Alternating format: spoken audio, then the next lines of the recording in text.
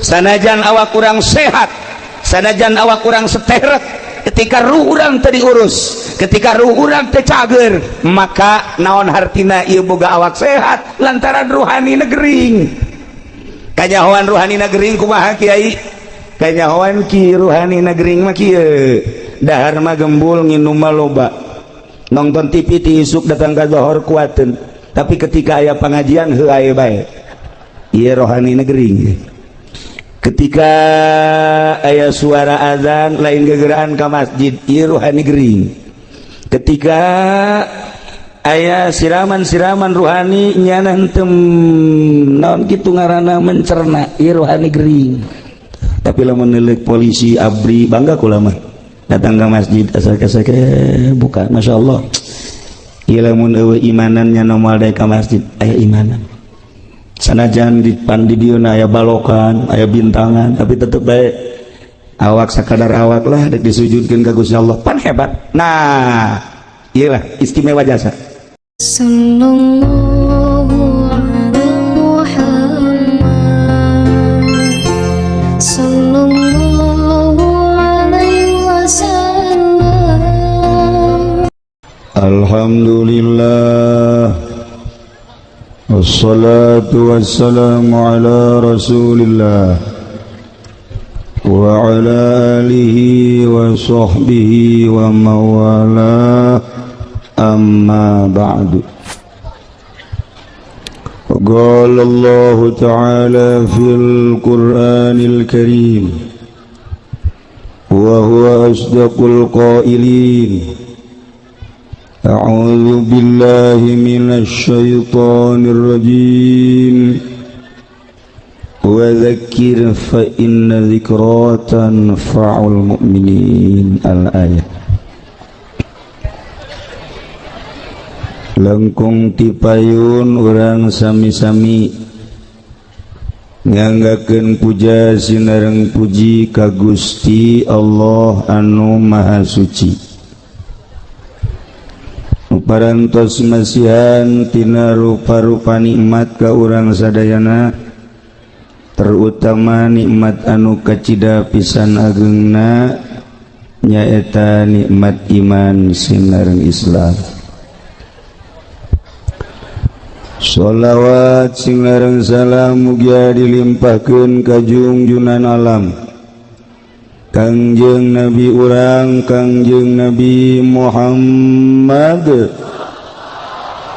sallallahu alaihi wasallam, katut ka para kaluargina oge ka para sahabat-sahabatna rawuh para tabi'in asbat tabi'in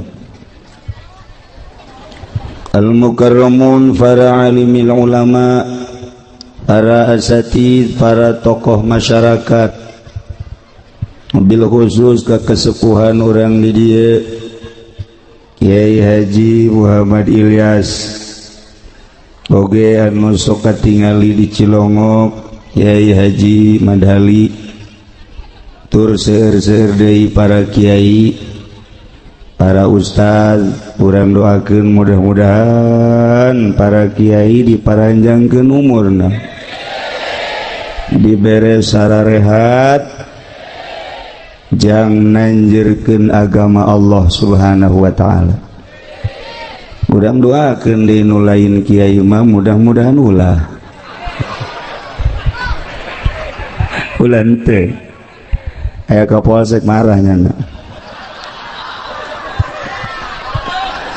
Paratur pemerintahanna, sipilna, militerna, alhamdulillah katingali dina sahih loba mengkeluk negara. Mudah-mudahan ku ayana rencana peduli karena negara, mudah-mudahan negara jadi bareres.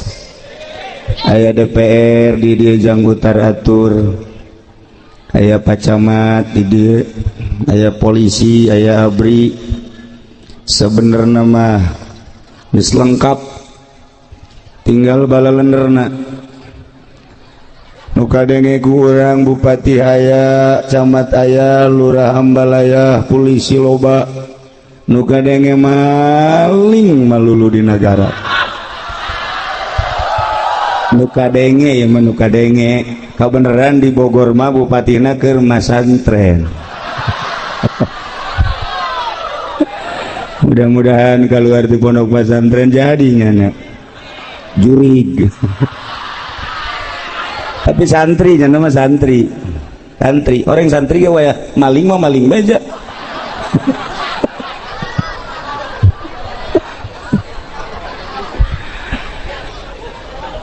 Panitia penyelenggara walimatul wakirah nudina sahaya alhamdulillah parantos ngundang urang khususnya simkuring hampir-hampir simkuring ge ieu teu bisa hadir patali sareng kurang sehat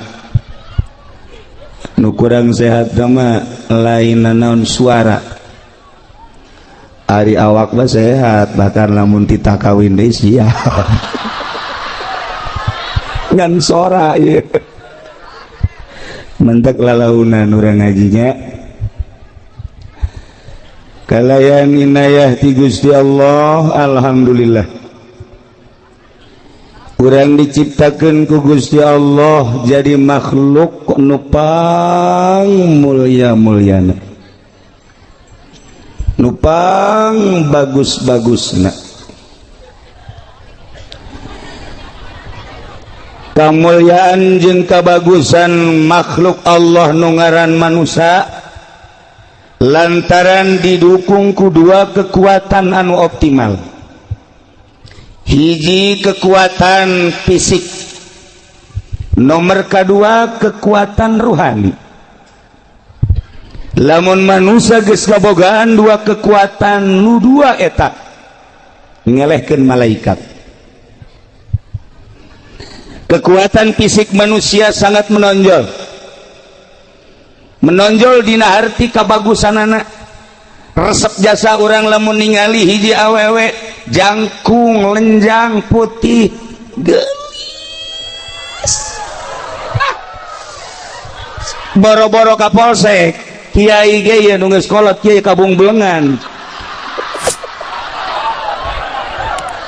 ieu fisik lamun hayal lalaki fisikna ster ditingali jangkung ditingali dedeg pangadegna ngeusi katingali bangun gagah ieu keur carita fisik awewe mana nu teresepen ka lalaki model kitu dibalikeun deui lamun aya awewe anu boga dedeg pangadeg model tadi lalaki mana anu teresep berarti postur ieu sangat mendukung eueuh hiji nabi anu ku Gusti Allah diciptakeun puluya pelaya eueuh lamun urang nyaritakeun kangjeng nabi urang nomor hiji lamun urang nyaritakeun kangjeng nabi Musa gagahna kabina-bina lamun urang nyaritakeun kangjeng nabi Ibrahim luar biasa urang nyaritakeun nabi-nabi nu lain Rasul Allah diutus ka dunia jang dakwah ngajak umat teh nomor kahiji fisikna gagah di Indonesia lamun urang boga presiden gagah fisikna siapa atuh kaju seuri bae maksudnya lamun diajak perang kamari bae misalnya orang boga presiden kos SBY kemudian SBY ngajak perang moal ingkekeun deui siap sebab urang geus nyaho dadaekna ketika Pak Harto jadi presiden Pak Harto ngajak perang siap ketika moal diteruskan bae ngomongna iya fisik sabalikna lamun aya hiji awewe gelis dasa ieu mah ngan ieu mah keur carita gelis ngan kuru ulah nanya ka polsek ieu bae kiai daek henteu awewe gelis ngan kuru tuh embung sebab ceknya naon cekeleunana sabalikna lamun aya lalaki kasep jasa sanggesa kasep sugih jasa ngan bengek kuru jasa ieu mah kasep aya di nyana sugih aya di nyana kuru jasa tanyakeun ka awewe ulah anu ngora anu kolot we daek tembung cek nyana tuh boro-boro jero na luar lagi kos itu moal daek da ieu fisik nu mantak loba urang ngausahakeun fisik fisik orang teh diolah dengan berbagai olahraga memang dititah ku Gusti Allah sehingga gagah awak kurang sehingga sehat awak kurang sehatna awak kurang teh dicoba ku urang aya menyupiran kontainer ti Cilejet datang ke Surabaya bolak-balik kuat taruhlah meureunan jadi supir mah urang dieu mah jarang eta tah Maluku urang dieu mah ngawaluku sahektar ku sorangan bae siapeun jasa macul ti isuk datang ke zohor istirahat sakedeung macul deui datang ke asar kuateun lantaran sehat ngandalkeun sehat awak doang tapi ruhani na gering macul masa hektar kuatin tapi ketika neuleuh masjid nusa kieu hebatna agrengna ngadenge suara azan padahal imahna ngarendeng jeung masjid teu kuatin asup ka masjid teu kuatin maka polsek aya di dieu soteh lantaran fisikna sehat ruhanina sehat kuari wallah alam sukma keur carita ieu mah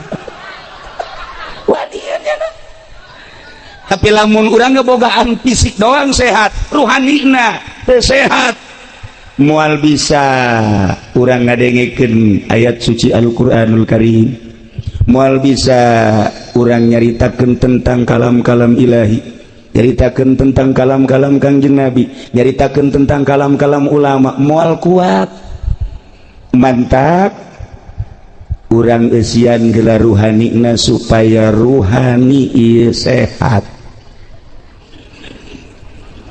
lamun urang ngabogaan ruhani sehat ditambah ku jasmanina sehat urang Irak kita perang ngalawan Amerika lantaran fisikna jeung ruhna sehat siapeun urang Suriah lantaran sehat fisikna jeung ruhanina ngalawan Amerika siapeun urang Turki ngalawan Amerika siapeun urang Indonesia waktu perang lantaran ngabogaan sehat awak jeung ruhani siap ngalawan Belanda kuari lamun urang diserang ku Amerika urang ya kuari diserang ku Amerika ngabogaan fisik doang ruhani negering moal kuat perang kajen kumaha moal kuat perang emang perang ku senjata aja lain perang mah cek Kangjeng Nabi teh kudu ku keyakinan jeung keimanan jeung keyakinan takarak perang ngalawan kafir siap urang kuari mah yang ngalawan kafir teu kuat moal kuat lantaran ruhanina kanyahoan ruhanina kurang balener lantaran saeutikna nu masantren di Indonesia kuari santri lamun dihitung santri salapi ngan seukur 9 juta sa Indonesia santri salapi numurni 9 juta sedangkan rakyat Indonesia aya sekian ratus juta teu aya sapersen acan tina 250 juta bae heulanan kuari ngan seukur 9 juta sabaraha persen tuh kan eta nu 9 juta santri teh nu ngaji setengah 9 juta setengah taruhlah 5 juta nu ngaji 4 juta teu ngan di pondok doang haju nu ngaji taruhlah meureunana nu 3 juta bisa anu 2 juta teu nu 3 juta bisa ngaji nu ngamalkeun bagi 2 1,5 juta nu ngamalkeun alhamdulillah aya sanggeus jadi kiai boga santri loba aya DPR asup kadinya aya bupati asup kadinya DPR asup ka kiai bupati asup ka kiai camat asup ka kiai gubernur asup ka kiai eta teh hama wereng kiai kasupan ku hama ulah bangga kiai deket jeung bupati ulah bangga kiai deket jeung gubernur muncan bisa eta teh ternyata horenganan penyakitmu obatna nah ya santri nu 1,5 juta nu jadi kiai kuari naik panggung hidup rahmat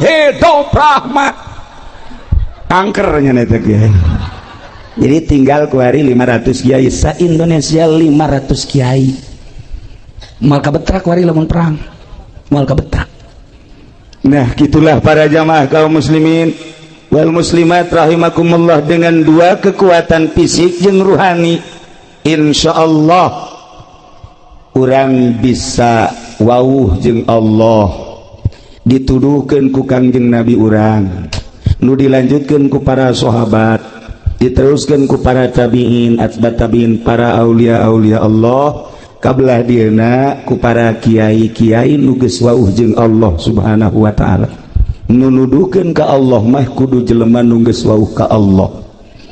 Moal anggeus nuduhkeun politik jelema teu apal politik. Moal beres jelema nungtun ekonomi lamun nyanana teu jauh ka ekonomi. Moal beres jelema nyaritakeun budaya mun jelemana teu apal budaya. Moal nyaho jelema nungtun ka Allah moal bisa mun encan nyaho ka Allah. Kuari urang neangan penuntun nu nyaho ka Allah hese. Gitulah para jamaah kaum muslimin wal muslimat rahimakumullah.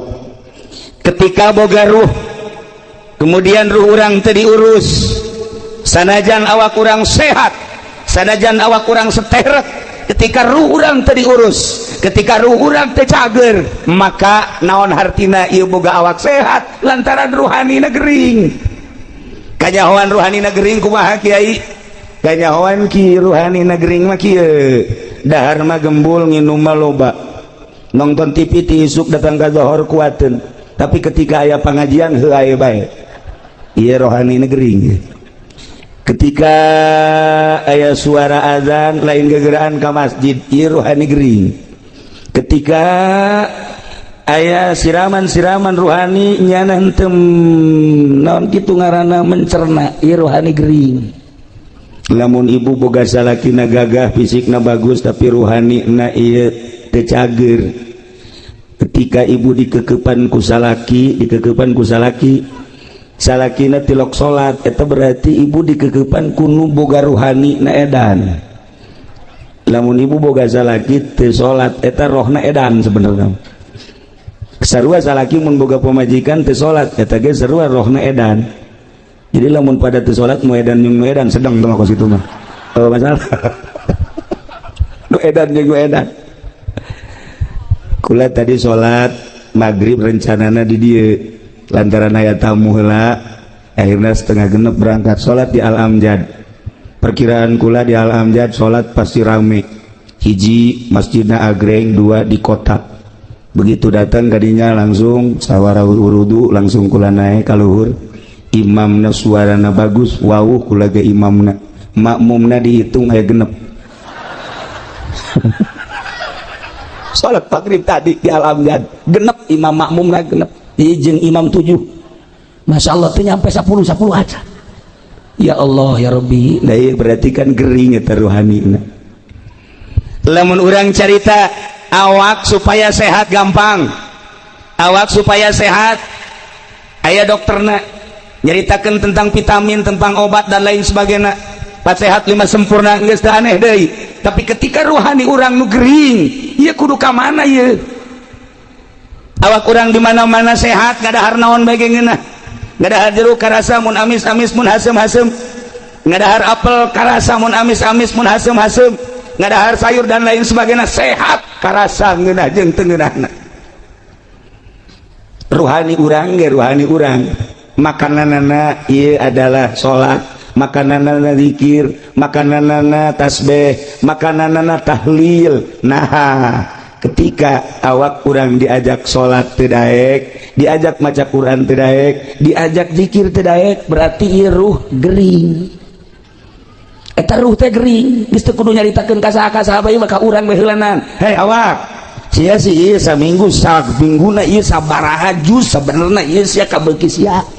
Tanya roh urang, sajuz apakah 2 juz saminggu? Tanya roh, ari sia beuki henteu si maca Quran? Henteu. Maca tasbih? Henteu. Zikir? Malah ulama mun zikir puyeng jana. Iya berarti roh teh gering. Ahli-ahli Allah kan bakal nyaho. Sakumaha dokter nyahoeun ka jelema, ieu teh sabenerna mah influenza. Ieu teh gering teh darah tinggi, ieu teh gering teh kencing manis, ieu teh gering teh nyahoeun dokter fisik teh. Sarua dokter ruhani ge nyahoeun kana ruh-ruh anu garering nu araredan.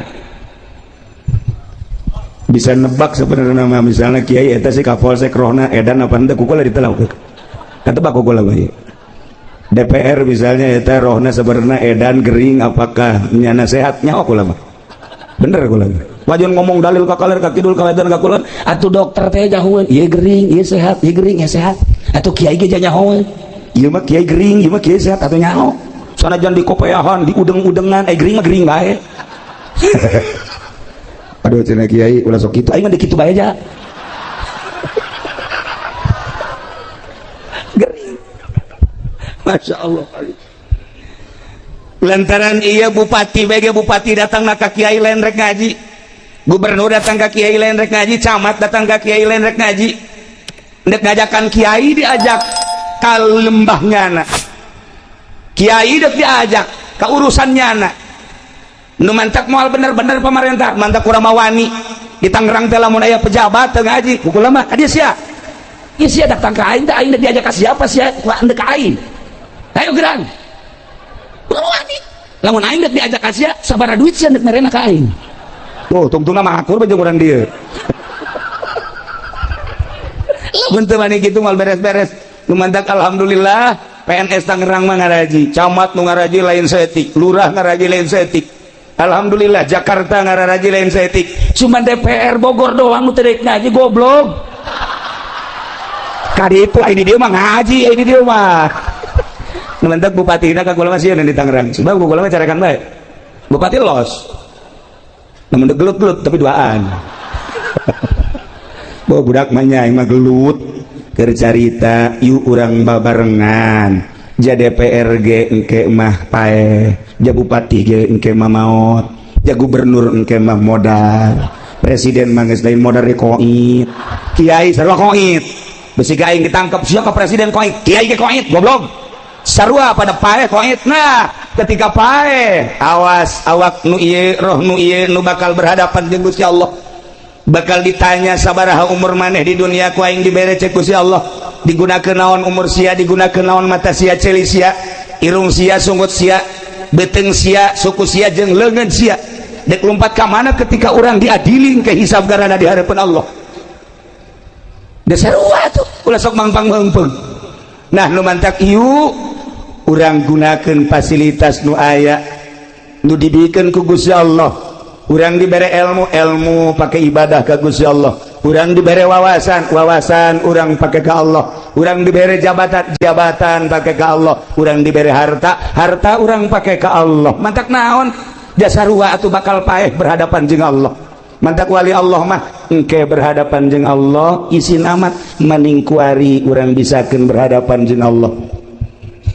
Waliullah mah kitu diuli kumaha ye sangkan ke di hareupeun Allah teh aman, kuari bae urang cari aman, menghindar heula ti makhluk dengan modal ilmu, menghindar heula tina dunia lantaran deuk ka Allah. Ketika urang menghindar ti makhluk jeung dunia hiji bae nu ditingali Allah, ketika geus datang ka Allah bakal seuri sorangan, bakal indah hirup. Baheula keur zaman Gus Dur, kuari zaman Habib Lutfi, Habib Ja'far, urang mun ngobrol jeung Habib Lutfi kuari. Kini meeting ka Harti, datang ka tepati ka Harti, datang ka teu ka Harti ge kadituna. Sering datang ka Cilongok ngobrol. Ieu ge marilu teh jeung nu karya, marilu cenah ge ngobrol. Bangsa setengah jam mah masih ka Harti kene ilu seuring cenah ge hahaha. Naik bae bangsa geus sajam. Nyana geus kikian we isi naon diobrolkeun cenah ku kiai. Nyana geus heuai deui kiai ongkoh heuai bae tolol.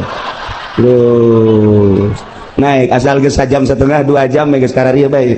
Geus naon diobrolkeun. Teu ganti.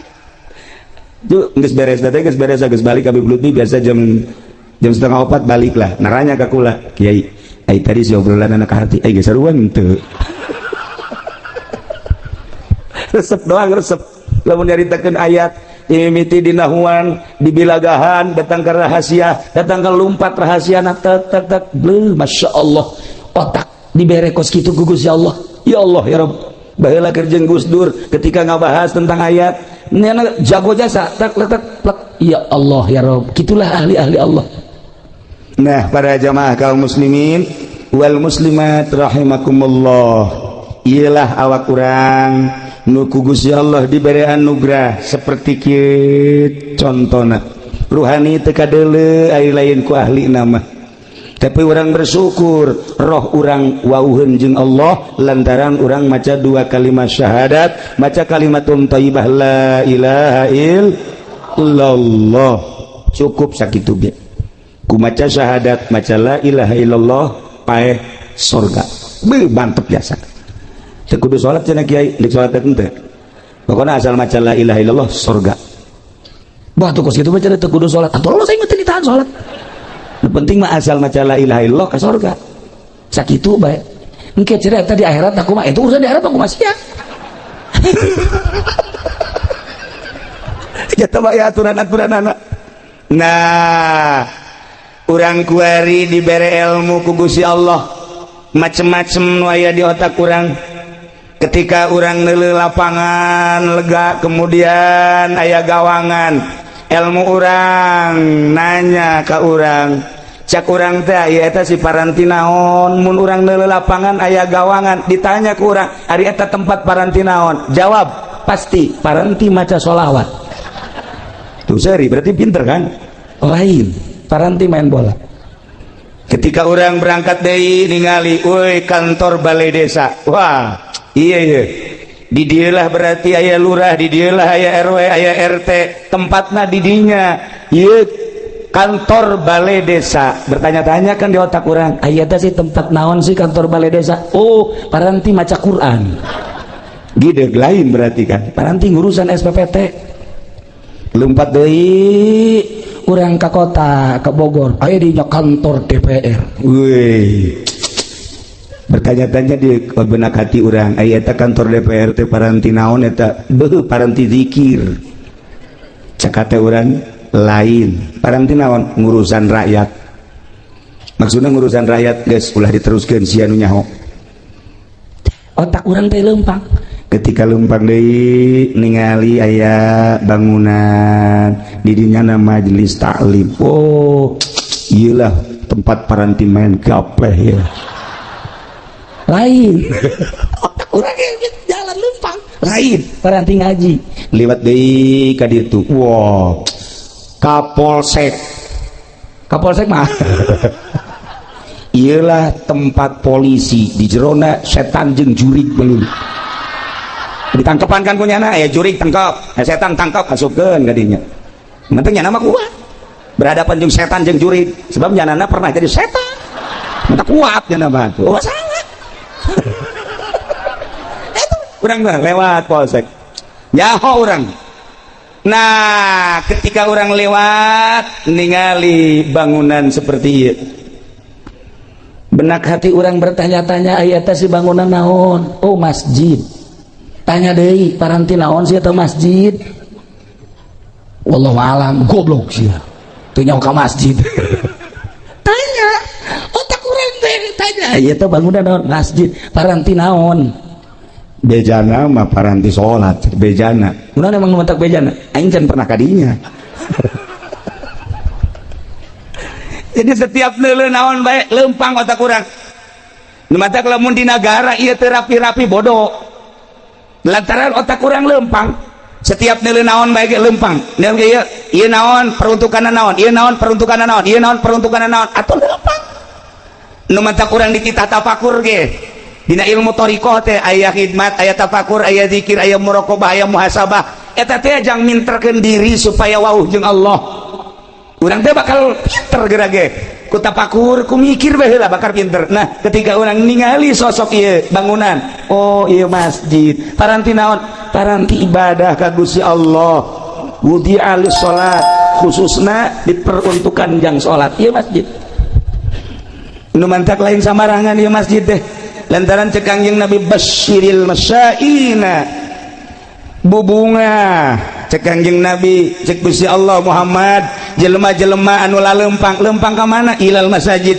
bubungah naon bubunga ilal nuritam cahaya nu sampurna naon si cahaya nu sampurna jannah surga jelema nu leumpang ka masjid bubungah ku anjeun Muhammad eta jelema bakal menang sorga masya Allah sebab jelema pan beda motifna sia ka mana sia ayeuna ieu sia leumpang ieu bangunna endeu ka kantor desa moal jauh urusanna ti urusan kos kitu pertanahan sia ka mana ieu bangunna gegeuraan we anak aing ditangkep di polsek ieu urusanna kan urusan kos kali itu bae narkoba sia ka mana ieu bangun rapi amat di ka masjid lain deui pan berarti kan nek ibadah ka Gusti Allah sanajan sawaktu-waktu mah aya nu lain ibadah nek nyokot sendal doang masalah geus lah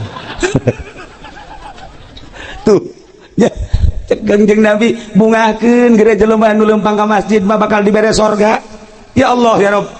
Nu mantan sim kuring mikir bae ieu sebenarnya kurang sehat tapi ieu hiji hayang kapanggih jeung Adi di dieu nomor kedua hayang kapanggih silaturahmi jeung urang dieu nomor katiluna ieu urusanana masjid. Masya Allah begitu datang ke dieu ningali masjid agrengna luar biasa bunga hate ketika orang ningali di Tangerang aya di nu make kubah di luhur aya saliban gereja atau mah urang ningali deui di Tangerang ke belah itu ke barat aya bangunan nu gede ngan burung marakbak. Masya Allah kelenteng tuh mah.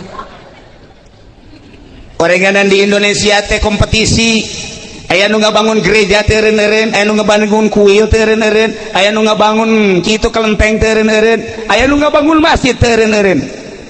Atuh nu ngabangun gereja moal umat Islam, nu ngabangun kuil moal umat Islam, pasti umatna masing-masing.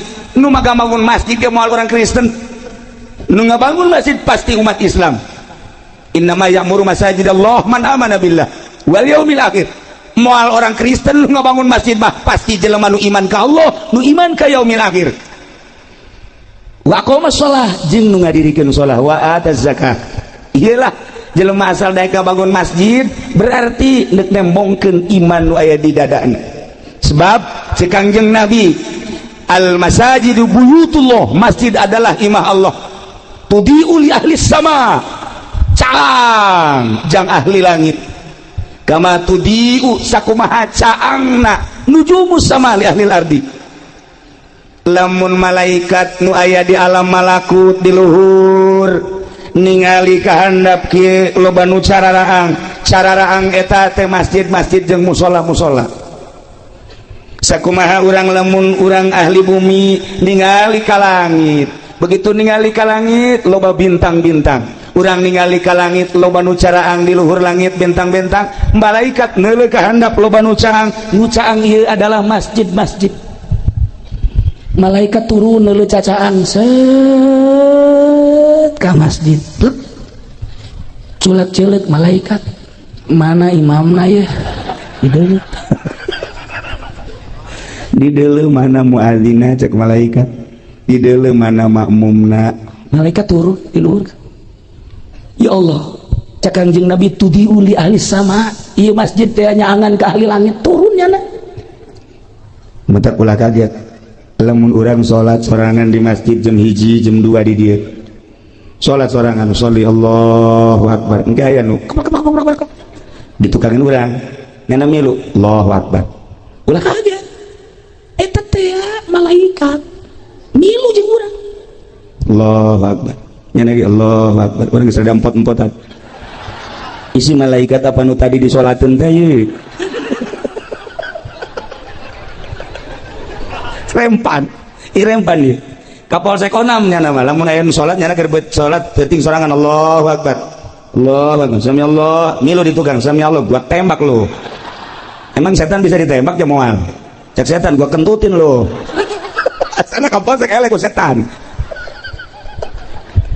Saya sih ada masjid tempat malaikat turun malaikat mentak loba nu teu kuateun ulah-ulah bangsa orang kampung ulah-ulah bangsa santri ulah-ulah ustad kiai salat sorangan jam 2 poekan di dieu poekan masjid poekan salat kiai mah kiai udang-udang nu gede geus udang-udangna sagede roda Vespa salat sorangan sholli sunat tahajud Allahu akbar. Aya itu Allahu akbar. Dak ngilu baeuna teh. Kiai teh. Allahu akbar. Iya ieu Allah. Allah. Kiai kajian kuku mage moal khusyuk. Dek teu ceuli datang ka khusyuk. Nyaho datang nyaho moal ka assalamualaikum. Kunaon eta nu mantak sieun lantaran teu senyawa. Itu mah malaikat makhluk nu halus. Makhluk nu lembut, latif, makhluk anu suci nya nama teu pernah maksiat. Urang mah makhluk nu kasar. Makhluk anu urang mah murokab. Makhluk anu bungkeleukan. Bari jeung urang mah loba maksiat. Ketika urang nu loba maksiat dibarengan dibaturan ku malaikat nu tilok pernah maksiat, moal kuat urang. Moal kuat kajen ku kumaha ge. Tapi ketika urang nangis teu maksiat, Kangjeng Nabi jol malaikat Jibril wauheun, Kangjeng Nabi Musa jol malaikat Jibril wauheun, Kangjeng Nabi Isa jol malaikat Jibril wauheun. Kitu kene urang lamun geus wau jeung Allah jeung malaikat wau datang malaikat atuh teu sieun teu naon. Sakumaha dukun lantaran jana babarengan jeung jin malah jin diondang pangunyana. Aya kuari mana gara ieu. Lantaran senyawa jeung jin teu sieun ka jin. Nah urang lamun jadi hamba Allah moal sieun sebab geus biasa bahkan urang dibaturan dibarengan ku malaikat. Nah hayang datang ka kos kitu kumaha sih Kiai tenang. Ieu heulanan ieu teh bentuk bangunan masjid jang paranti ibadah ka Gusti Allah khusus jang ibadah nu mantap aya aturan-aturanana di masjid mah nu head teu meunang asup ka masjid, anu boga hadas gede teu meunang asup ka masjid, caritaan dunia teu meunang dibawa ka masjid, lamun dibawa ka masjid dilaknat ku Gusti Allah. Sucikeun masjid mah mentak beda masjid sok kaambe ku ahli Allah mah. Ya masjid bagus nama tapi ya rada bau pemerintah ya masjid. Aya duit pajegan ya masjid. Bangun haridang gajeng kaambe bae ku ahli Allah. Aya masjid murni ti masyarakat saaya-aya tis masjid ya tentrem. Tapi lamun aya sumbangan ti pemerintah teu nyaritakeun haram jeung teu haramna asal katarajangan duit pemerintah bae masjid mah haridang. Haridang dipakaina teh endegna heuai bae. Neangan juru masjid bae atawa tihang ye. Eta masjid teu beres eta. Atuh ai kitu mah cenah kiai pangnebakeun bae, ieu kira-kira na kaabeur teu itu mah rahasia. Engke bae kula bebejana ka adik kula bae di itu mah. Nanti cenah kuari bae hayang nyaho ieu apakah aya duit pamerintahan ka ambeun teu ku kiai. Dijak ka ambeun jasa ku aing mah. Emang teu apa tuh ka ambeun. Ya Allah ya Rabbi. Nah sedengkeun ieu kapal ieu masjid bakal jadi kapal jaga di akhirat ketika urang dieu engke digiring di mahsyar sanggeusna digiring ditimbang amal nu amalna bagus mah langsung sorga nu amalna kurang bagus ye cicing heula di sisi neraka. Sanggeusna cicing di sisi neraka malaikat nanya, "Hei urang mana ieu?" Si Lejet. Pimpinan saha? Ilyas Haji Iim Imadudin adik kula. Cek malaikat itu kamarana cicing di dia lain ka neraka bae. Embung panas. Atuh geura ka surga. Ka deuleu jembatanna. Atuh sieun kamarana ieu. Nyaho ka mana meureun. Tidinya aya kapal ngung. Nah, masjid ternyata bakal jadi kapal. Aya merekna dirinya kapal naon ngaranna? Al-Hijriyah. Wow, kapal Al-Hijriyah Cilejet. Jelema aya di panitiana. Tenanglah, teu bisa sembarangan asup. Anu gede. Naon kitu nyumbangna tiheula. Bangsa nu 100 juta, 50 juta tiheula. Rombongan 10 juta masuk. Sedapi nu masih. Rombongan 5 juta. Rombongan 1 juta. Aya ditungtung. Rombongan anu 500 nangkel.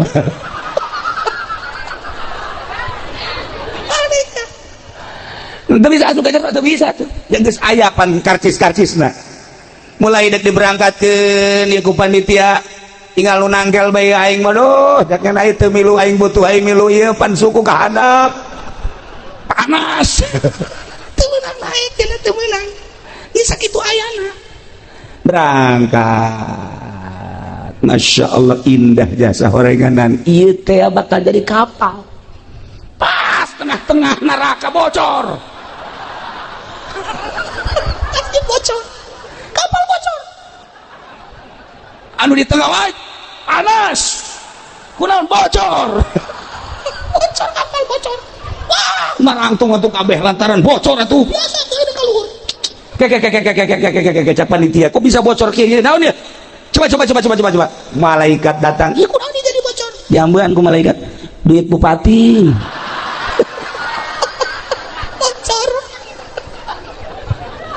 Masjid sakieu bagus dan ke bocor. ya Allah ya Rabbi. Datang mah datang dari hitungan hari deung. Gusti Allah lagu. Nah iya urang lamun nyaritakeun padu jadi masjid teh gampang. Padu indah hagreng gampang, tetapi nilai ruhanina. Lamun manusia aya jasadan, aya fisik, aya ruhanian. Buah ge. Urang mun nyaritakeun buah nu mantak urang titah ngadahar buah lantaran aya ruhanina di dinya teh. Aya enzim nu aya terkandung di buah. Ketika ku urang didahar, enzim eta lah anu bakal jadi nyehatkeun ka awak urang. Teu kadeuleu tah mah ruhanina teh tegarana.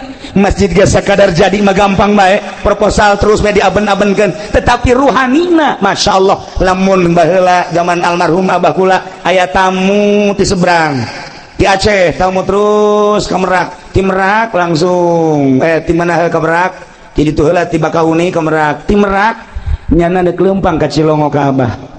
Lempang, begitu lempang dek salat di Merak keneh dek salat, masyaallah ku Gusti dibukakeun hijab asalnya ka masjid sakitu agrengna masjid kadeleuna loba kotoran tai terjadinya berangkat deui aya mushola bagus, begitu asup ka mushola pinuh ku tai terus bae lempang nyeunang neangan mushola atau masjid anu suci anu bersih teu aya, ayalah nyempil diserang. Aya masjid aya mushola jempil jore, begitu asup tah eta mah teu katingali kokotor didinya lah salatnya, didinya langsung lempang deui diserang terus menuju Cikande kitu bae. Asal deuk salat ka masjid ka mushola selalu ditembongkeun ku Gusti Allah kotoran-kotoran. Datanglah ka Tangerang, datanglah ka almarhum abah kula nyana nyaritakeun sepanjang Merak Tangerang Serang Tangerang seperti kitulah eta ke zaman harita. Wallahu a'lam mun zaman ayeuna ambean ahli Allah geus lain, dedengan ahli Allah mah geus lain. Kuari mah paronjang-ronjang ancul-anculan hanya sekedar zahir jeung zahir bae. Ieu lah tepati urusan ruhani.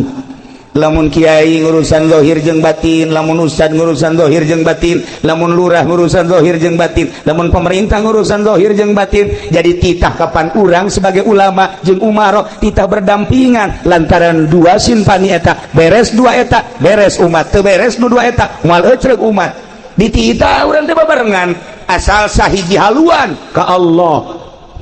Nu ngatur negara acak-acakan, nu ngatur agama moal beres. Jang pengaturan agama kiai, jang pengaturan agama politikus. Babarengan politikus jeung kiai nu tujuanana dek ngarapihan bangsa negara jeung agama rapi atuh. Kajian kumaha ge.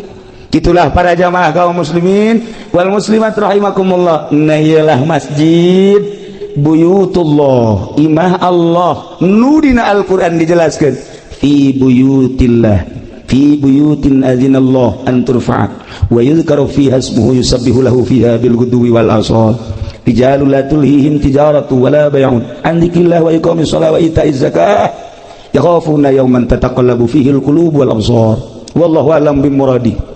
Fi buyutin, di bangunan adzinallah nu Allah ngirinan an turfa'a wa yuzkaru fiha ismuh titah diagungkeun dimulyakeun jeung disebut-sebut ngaran Allah.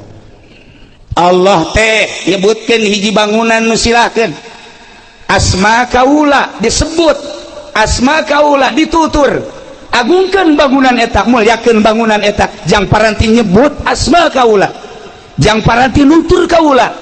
Naon eta teh? Masjid.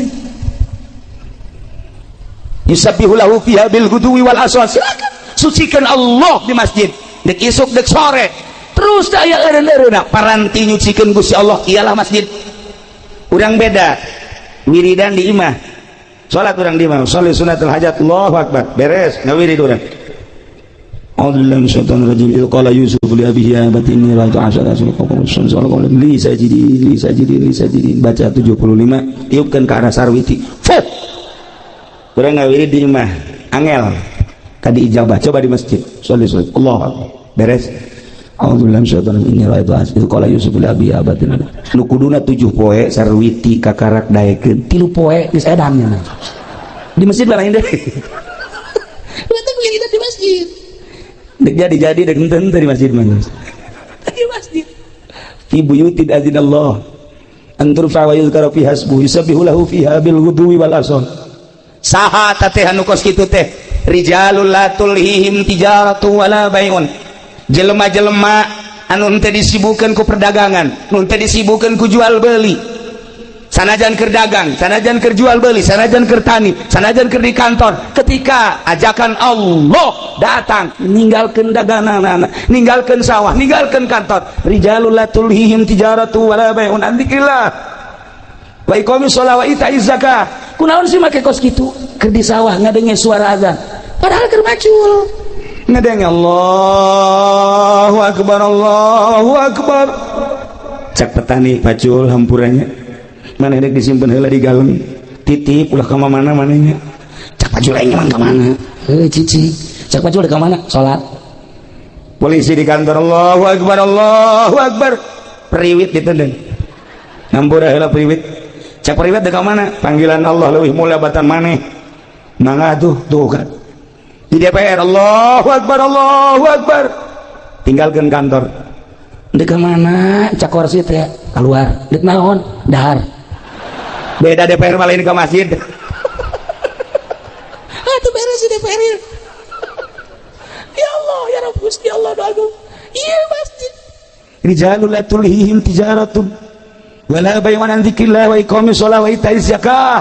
Kunaon sih make jeung kedak amat ka masjid komo ustad mah santri kiai asal adzan masjid sebab kadengena suara muadzin izayat misalnya azan Allahu akbar kadengena mah suara zaid padahal utusan Allah ajakan Allah lain zaid anu di deuleu Allah mah masyaallah kali ke masjid salat. Nah rijalul la tulhihim tijaratun teu sibuk ku dagang, teu sibuk ku jual beli, teu sibuk ku tani, teu sibuk ku bisnis, teu sibuk ku kantor, berbagai aktivitas tinggalkeun. Kunaon emang?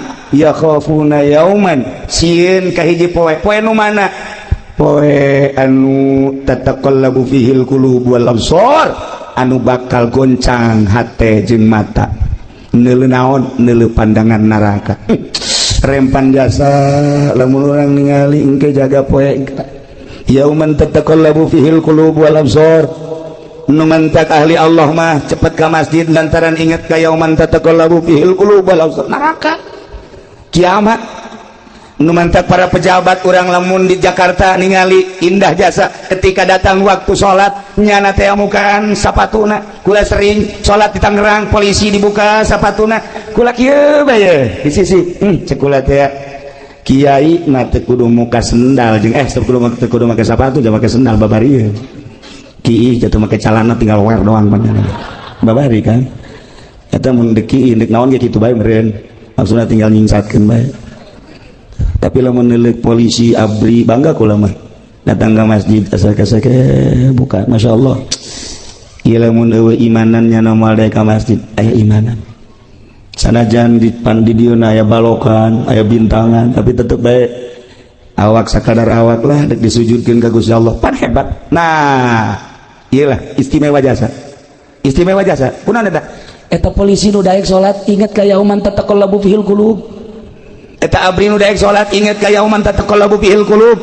Eta pedagang nu daek salat inget ka yauman tataqallabu fihil qulub wal absar. Ngeri engke jaga naon hartina ieu jabatan, naon hartina ieu kakayaan, naon hartina ieu kemuliaan lamun engke di akhirat dan sakadar jadi beuleum neraka. Tinggalkeun salat. Masya Allah indah jasa. Tinggal urang ngabebener salatna nu rapi. Jangan ngabebener salat moal aya di SD.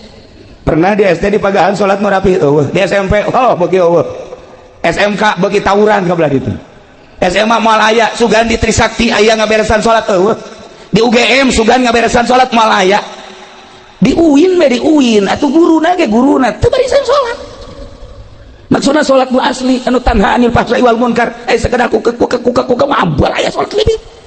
Nah makanya belajarlah sholat nu rapi. Di mana belajar sholat nu rapi? Eueuh deui di pondok pesantren. Madak lamun jelema geus mondok geus sorga beta mah geus sorga tah mah sia di mana ya kuari belajar pondok mana pondok pesantren modern apa salap ieu budak mun hayang nyaho ibu-ibu jeung bapak-bapak ka penghuni sorga eta budak santri teh penghuni sorga eta mun hayang nyaho mun hayang penghuni neraka eta itu sholat tuh kuat beberes salat mimiti nyaritakeun caina kemudian syaratna jeung rukunna kemudian kabelah dituna terus dirapi datang ka indah nu mantap kaya jelema seorang sufi dahar nginum dahar nginum kuari geus eueuh jang dahar aya ge hiji-hijina baju dijual kunyana saenggeus dijual ayalah nu meuli alhamdulillah pake dahar duit ai isukna datang nu meuli nak nganterkeun baju cekna Pak Kiai kula kemari meuli baju ti Pak Kiai mohon ieu mah dianterkeun deui emang kunaon lantaran ieu baju bolong cekna mantep kula mah teu narima ceurik tak Kiai ceurik lain lalagaan datang ke teu bisa diparepe ceurik teh ceurik bae datang ke nu meuli Kiai hampura ieu mah dianterkeun bae tapi duitna mah teu kudu dibalikeun buki ceurik bae ceurik pun Kiai kudu kumaha ieu ceurik Kiai hampura ieu mah baju mah cokot bae ku Kiai duitna mah kajian teu kudu dibalikeun beuki ceurik bae ditungguan kunaon saya sajamna kakarak reda Kiai hampura ieu mah baju lantaran teu kapake ku kula dibalikeun deui ka Kiai duitna teu kudu dipulangkeun geus bae ridho ceurik deui Kiai pan ceurik bae iki ceurik bae ditanya Kiai nu mantak ceurik kunaon sih lain yang ceurikan baju mah dibalikeun deui ka Abah Haji ka dieu dibayar deui insyaallah aya keur diridokeun bae masalah tapi lain eta naon tuh Kiai anu jadi masalah teh ieu urang lamun di akhirat beramal diangsongkeun ka Gusti Allah ku Gusti Allah dibalikeun ka urang teu ditarima percis kos kieu sedih jasa baju bae ge baju geus dibeuli dibalikeun deui sakieu sedihna kumaha engke lamun di akhirat amal-amal urang salat urang puasa urang zakat urang ngabakti dan lain sebagainya diangsongkeun ka Gusti Allah cak Gusti Allah ieu mah aya cela aya aib nu kos kieu mah aing teu narima los dang sia da kumaha coba teu pernah mikir urang datang ka dinya amal urang teh mun dibalikeun deui lantaran cela pikumahaeun nah kos kitulah ahli Allah mah ceurik teh lain nalegan ceurik masyaallah kari kos kula nu sok dirongengkeun ku kula teh aya kiai boga pamajikan opat hebatnya sapan tama kiai bae ilmu aya dinyana gagah aya dinyana pinter aya dinyana sugih deui opat pamajikanna ngan cak nyana teh kieu lantaran opat gilirna nu ngagilir awewe jadi kiaina di imah mantep eta kos itu tah tu kapal ge hayang ngajan kumaha ge nyana makenan jadi awewe nu gilir supaya kayak kitu balik ka isuk ka dieu kayak balik aduh nikmat jasa tah anugerah lain leutik-leutik anugerah tah barang penting ieu teu datang nu kolot cenah ieu datang nu kolot rek malam ieu geus aing lah isu penting nu kadua datang deui bae ceuh datang katilu penting nu katilu teu datang deui bae kaopat penting nu kaopat teu datang deui bae je cek kiai opat ku opat mah hiji-hiji acan kumaha orangnya sih cek nah kebenaran di lembur eta nu ngariung nyana nyarita kan ngaranna ge kiai dibere waktu dulur-dulur sadaya geus beres ngariung nya nyaritakeun kepentingan nu boga imah nyana nyarita urang lamun boga pamajikan kemudian pamajikan ngaladenan urang eta teh sarua aja ngabunuh Yahudi 70 ganjaranna kumaha jasa sakali deui lamun pamajikan ngaladenan salaki sarua aja ngabunuh Yahudi 70 kadang eta ku pamajikan opat teh gorenganan lain leutik ganjaran ceuk masyaallah eta pas kiaina balik ngariung mulai nu kolot datang waalaikumsalam aya naon kula kabita ngadengin teh 70 ceukna kula ngaladenan kakak wah siapa tuh ceuk beres balik nu kolot nu kadua datang waalaikumsalam iya naon ieu kula tadi ngadenge kakak bu masyaallah kabita disebut jasa orang ganjaranna jadi kula ngaladenan kakak siap berdeui dua geus beres cenah balik tilu katilu datang deui waalaikumsalam aya naon ieu kula kabita jasa ganjaranna tadi sarua jeung maehan 70 kula ge hayang deui atuh siap geus rada leutik siapna siap geus beres eta nu katilu nu kaopat ka subuhnakeun datang waalaikumsalam ya naon kula kabita ku ganjara atuh ieu mah lain ngabunuh Yahudi aing nu paeh. Eta pas karar gitu. Ganjaran mah ganjaran bae budak atuh aing isuk digotong ka rumah sakit. Para jamaah kaum muslimin wal muslimat rahimakumullah, urang inget kana yauman tataqallabu fihil qulub wal absar, maka umat muslimin mimiti daek nyadiakeun lahan naik ngabangun belah dituna ngarumat belah dieuna nu paling istimewa adalah ngesianana. Iyalah innama ya'muru masajidallah man amana billah. Moal Kristen nu ngaramekeun masjid, moal Yahudi nu ngaramekeun masjid, moal Buddha, Konghucu dan lain sebagainya, umat Islam lah nu ngaramekeun masjid. Tetapi ngaramekeun masjid mah butuh ruhani. Geus lamun ruhani na edan tetep bae moal rame ieu masjid. Nu ngaramekeun masjid anu ruhani na cager, maka jangan ramekeun masjid, ruhani na tingkatkeun. Cara ningkatkeun ruhani ialah di pondok pesantren. Lamun ibu bapak geus karolot, kuarieu geus karolot, hareup panjang mondok anak ke pondokkeun. Anak geus eueuh incu. Indah jasa ke lamun di akhirat ibu anakna pesantren. Saenggeusna ditimbang amal ibu kurang bagus amalna, engke bisa ditulungan ku anak. Lantaran anak teh jadi waladun sholih. Itulah para jamaah kaum muslimin wal muslimat rahimakumullah, nailah sosok bangunan masjid sanajan dibangun sarua material tina bata, besi, semen, pasir jeung sajabana, tetapi setelah jadi masjid berbeda, jeung kantor DPR berbeda, jeung kantor bupati berbeda, jeung kantor balai desa berbeda, jeung nu sejen-sejen lantaran peruntukanana ieu mah adalah fi buyutin adzinallah an turfa wa yuzkara fiha ismuh. Nah kitulah para jamaah kaum muslimin wal muslimat rahimakumullah, yuk urang tegeran ieu masjid, jang negeran masjid lain sakadar fisikna tapi ruhanina. Ketika ruhani urang geus mantep cicing di masjid kajen kukumaha ge betah bae. Nu mantep teu betah cicing di masjid lantaran ruhanina urang kurang sehat. Sehatkeun ruhani urang melalui pengajian-pengajian di pondok-pondok pesantren, anak urang pesantrenkeun jang ngebangun kelanjutan di negara urang di bidang agama.